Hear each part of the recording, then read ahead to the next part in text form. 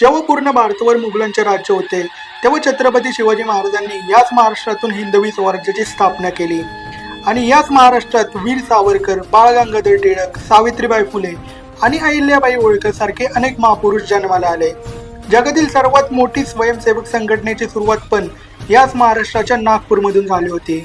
महाराष्ट्र हे भारतातील सर्वात रिचेस्ट स्टेट आहे. एंटरटेनमेंटची गोष्ट करायची असेल तर मुंबईची बॉलिवूड इंडस्ट्री जगातील सर्वात मोठ्या फिल्म इंडस्ट्रीपैकी एक आहे.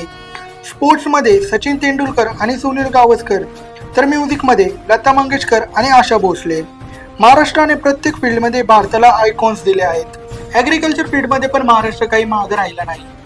रत्नागिरी आणि सिंधुदुर्गचा आंबा, तर महाबळेश्वरची स्ट्रॉबेरी आणि नागपूरचे संत्र तर हे तर खूप प्रसिद्ध आहे. भारतामध्ये जास्त ते द्राक्ष हे महाराष्ट्रातूनच येतात.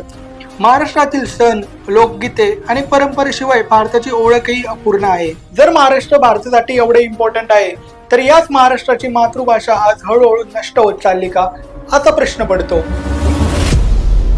भारतामध्ये भाषेला खूप महत्त्व दिलं जातं.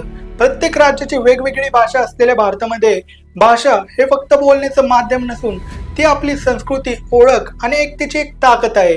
पण याच भारताकडे कोणतीही राष्ट्रीय भाषा नाहीये. मग प्रश्न असा पडतो की खरंच आता भारताला एक राष्ट्रीय भाषेची गरज आहे का? कारण भारताच्या काही राज्यांमध्ये भाषेवरून वाद सुरू झाले आहेत.